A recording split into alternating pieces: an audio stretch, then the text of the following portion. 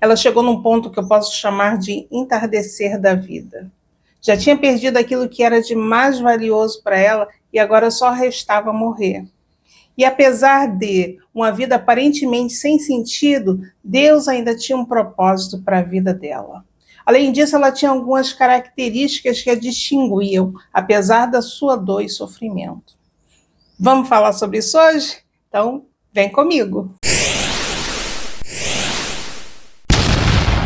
Olá, eu sou a pastora Kátia Alencar e aqui tratamos de crescimento espiritual usando a Bíblia como resposta. A Bíblia contém muitas promessas e ensinamentos. E além de todas as coisas que ela nos ensina, existem ensinamentos para a formação do nosso caráter. Aquilo que fazemos no dia a dia e a forma como nos comportamos e tratamos as pessoas. Claro que nada do que fazemos ou deixamos de fazer vai acarretar com que Deus nos ame mais ou menos. Contudo, muito do nosso comportamento tem repercussão na nossa vida. A história começa com a migração de uma família, marido, esposa e 2 filhos.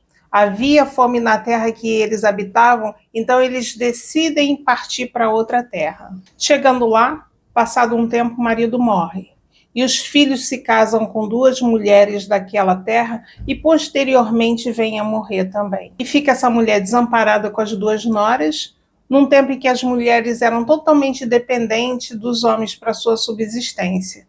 E as vemos nesse ponto. Então se dispôs ela com as suas noras e voltou da terra de Moabe, porquanto nesta ouviu que o Senhor se lembrara do seu povo, dando-lhe pão. Então, após a sua tragédia, essa mulher decide voltar para sua terra. E a primeira característica que nós vemos nela é coragem. Ela poderia simplesmente ter ficado lá, remoendo a sua dor, esperando a morte chegar, mas ela decidiu mudar. Mesmo em meio à sua situação, ela decidiu que ficar onde estava não adiantava de nada. E mudar, muitas vezes, requer muita coragem, mas mudar em determinadas situações é extremamente necessário. Saiu, pois, ela com suas 2 noras do lugar onde estivera, e indo elas caminhando de volta para a terra de Judá, disse-lhes Noemi: Ide, voltai cada um à casa de sua mãe, e o Senhor use convosco de benevolência, como vós usaste com os que morreram e comigo. E a segunda característica que vejo nela é: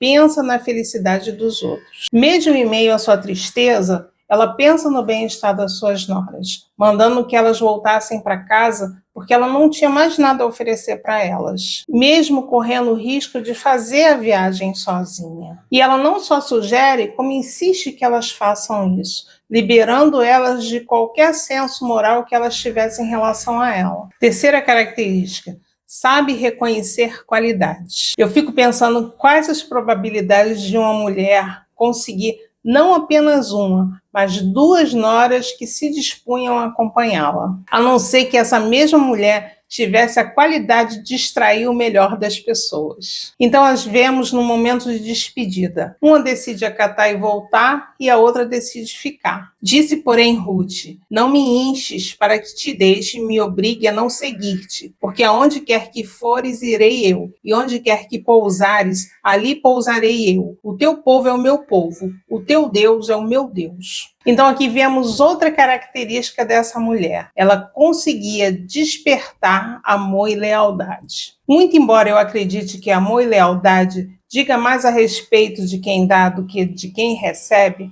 fato é que ela conseguiu despertar amor e lealdade de Ruth. Alguém pode até conseguir despertar amor e lealdade cegos por um tempo, mas à medida que o tempo passa, isso tende a diminuir ou aumentar, dependendo do caso. Porque existem pessoas que com o tempo a gente ama mais. E existem outras pessoas que com o tempo a gente ama menos. Mas no caso delas, nós vemos que tais sentimentos só aumentaram. A quinta característica que eu posso ver na vida dela é que ela era uma evangelista. Eu não sei qual a probabilidade de Ruth já ter ouvido falar acerca de Deus antes de Noemi e da família dela. Mas com certeza Noemi reforçou esse conhecimento de Ruth a ponto dela dizer que ela seguiria esse Deus. Isso quer dizer que Noemi não apenas falava sobre, mas vivia esse amor e esse temor na vida dela, a ponto de influenciar a vida de Ruth.